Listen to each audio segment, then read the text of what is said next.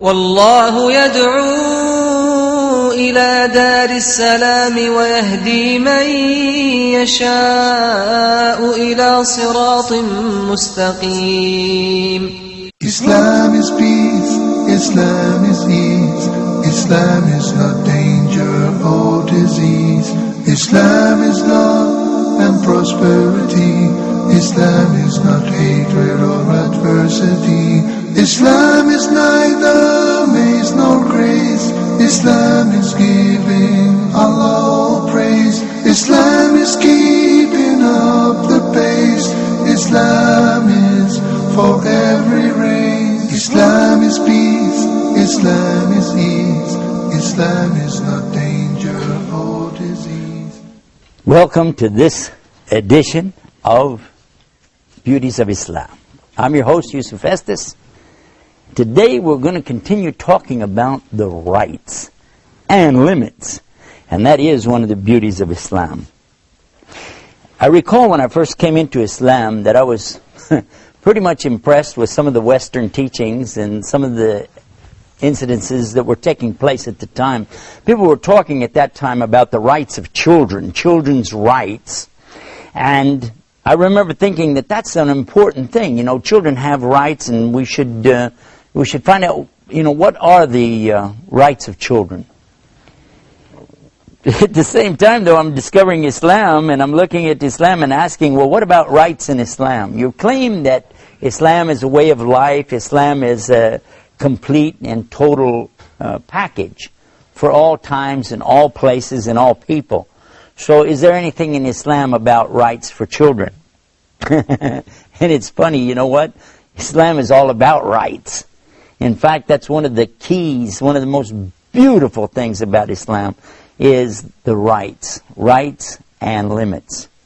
That we don't go past somebody's rights. Because, for instance, we give rights to the children. You could say, well, children have all rights, total rights. Now, all of a sudden, the children are telling the parents what to do. That's not a good idea. And it was Prophet Muhammad, peace be upon him, that said that one of the signs of the last days is going to be that the children will actually be superior to their own parents, treating their parents like slaves. This means they would be going beyond their rights, doesn't it? And that's exactly what we've discovered, you know, that today, by going out here and talking about children's rights and promoting children's rights without putting a check and balance in place, it seems as though there's no way to stop the children today. When my mother, who was a school teacher for many years, came home from school one night and she said, I'm going to stop teaching. We asked her why. She said, the teachers have lost their rights. It's all about the students' rights, but the teachers have no rights anymore. I didn't quite understand what she was saying. The gravity of the whole thing didn't catch me until I realized that this is exactly the downfall of a society when you give all rights to one group, but you infringe on the rights of another group. Now, when I grew up many years ago, the teacher had the right to paddle the child if they got out of line. They had a little, like a ping pong paddle or something like that, and they would paddle you with that if you misbehaved. But then they passed a law and said no more, no teachers can use this paddle anymore. Well, then what happens? Well, some of the teachers, they would try to swat the child with their hand. Well, they made a law against that as well. They said, no, you can't do that. That's not going to work. So now the teacher has no way to say anything over the student. They can't stop them. In fact, it got to the point where the students would challenge the teachers and say bad things in the face of the teacher and say, what are you going to do about it? Well, what could the teacher do? What can they say? Because here you are, you know, you're trying to teach a class and you got students that will just stand up and say anything, do anything, and what can you do? It got to the point where some of the students were actually striking the teachers. Now that became a serious problem. And of course, then the students began striking each other, hitting one another. And now, who can stop them? Because if you put your hand on the child, maybe you grab them too tight, you leave a mark on them or something, they can go to the authorities, and you can go to jail. You started out in the morning as a teacher, you wind up at night as a jailbird. Because why? Because you don't have any longer the right to discipline the children. Now, according to the Bible, and that was one of the things that I was very impressed with, of course, in those days as a preacher in Christianity, we find the teaching that's very clear: if you spare the rod, you'll spoil the child. And I always derived the meaning out of that it meant that you have to use the rod at least to let the child see that you're in authority here, you know. Then the child will behave. Otherwise, they don't see any reason to follow the rules, because there's not going to be any punishment if I don't, so who will stop me? Spoil the rod, spare the rod, spoil the child. That's what it says. Spare the rod, spoil the child. But when I got to Islam, I said, well, what does that teach? They said, well, in Islam, you're not allowed to pick up a stick and beat children. That's not permissible anyway, so we don't have that. But we do have the thing where we teach the children from early on the proper respect for authority. And this is instilled on the child from the time that they're able to move around, that time they're able to start thinking. They learn what they can do and what they mustn't do. This is pretty normal amongst most homes. You know, you see the mother, she'll say, no, no, no, no, don't do this, don't do that. That's normal, and it's good.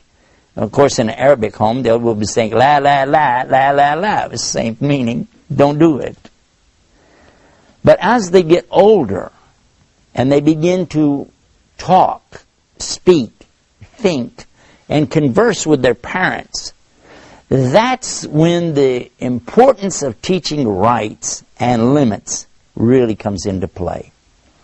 Because it is right for the child to have a time to play with their toys. And it's also right that they should share their toys. But there has to be a limit.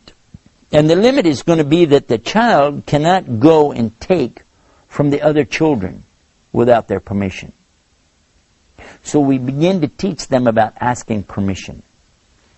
I remember one of the things that my dear friend Muhammad Abdul Rahman, who was the one who helped me get to Islam, that he taught us this by example. He was very good at giving examples of things so you could see it.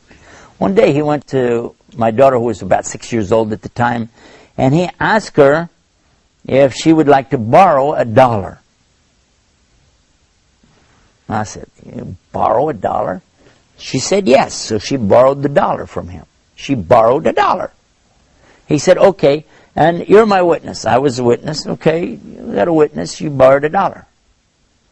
A couple of days later, he asked her, do you have $1? She said she had 4 quarters. He said, okay, can you pay me back the $1 you owe me? She said, okay, and she gave him back the 4 quarters. After she went on to play, I asked him, what was that all about? He said, didn't you get it? I said, no, I don't think I understand what's going on. He said, okay, I was teaching her that if you borrow something, you must pay it back.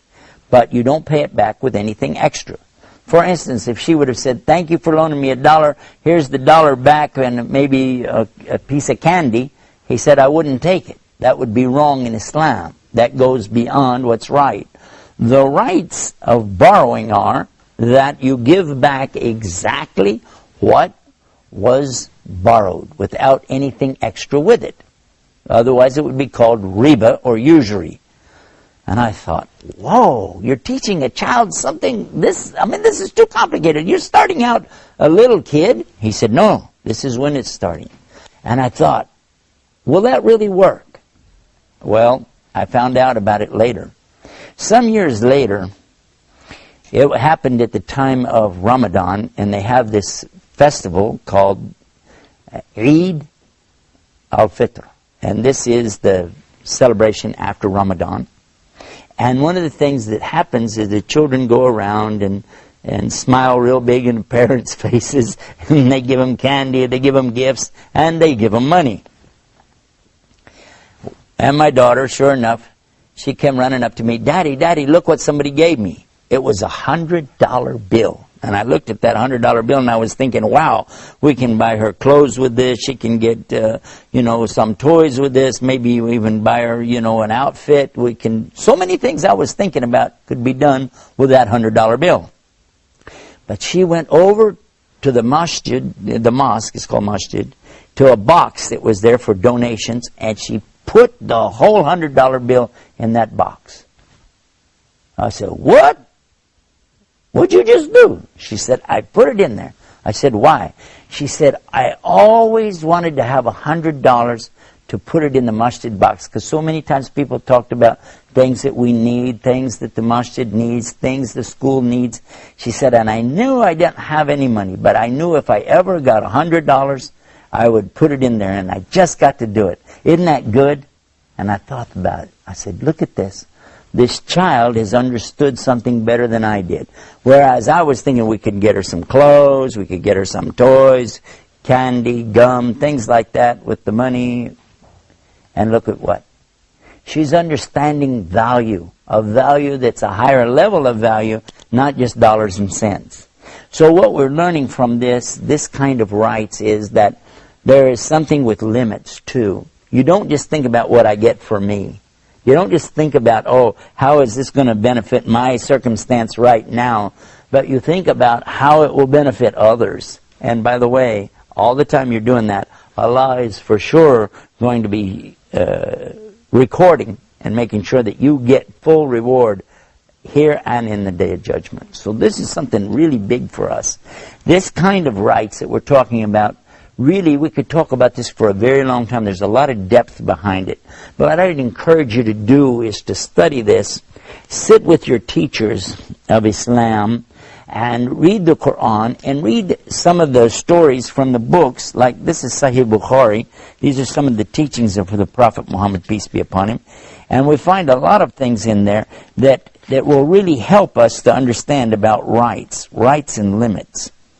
And I'll give you an example of just one of the things that impressed me an awful lot about this, was the rights and limits is spelled out in one of the chapters of the Quran. Now, in another program, we're talking about this same subject in a bigger detail, but I'll just refer to it for you so that you can look it up. Chapter 49 in the Quran, it's called Surat al-Hujurat. Surat al-Hujurat. And when you go to this chapter 49 in the Quran, you're going to be surprised to discover how it's telling you the proper dealings with men and women both. What a man should do, what a woman should do, what women together should do as groups, what you shouldn't do, how to behave, how is your behavior, and the akhlaq is what they call it. This is akhlaq, the behavior. And all of these things are dealing with the rights and limits of a human being. I think this is a good chance for me to sum it up and tell you that if you go to our website, the website it's called beautiesofislam.com, and you'll find programs like this will be displayed there. And you'll get a chance also to find our other links that will take you to the Quran and the teachings of Muhammad. And when you go and watch for yourself these little programs, the snippets that we'll have on there for you, I think it'll help you to put all of it in perspective. But the rights and limits that come with Islam are definitely one of the many beauties of Islam. And having said that, I find myself, now we're at the end of another program with so much more to go, so we'll ask you to just be with us the next time right here for more Beauties of Islam. Until then, salam. Islam is peace, Islam is ease, Islam is not danger or disease, Islam is love and prosperity, Islam is not hatred or adversity, Islam is neither maze nor grace, Islam is giving Allah all praise, Islam is keeping up the pace, Islam is for every race. Islam is peace, Islam is ease, Islam is not danger or disease, Islam is love and prosperity, Islam is not hatred or adversity, Islam is neither maze nor grace, Islam is giving, Allah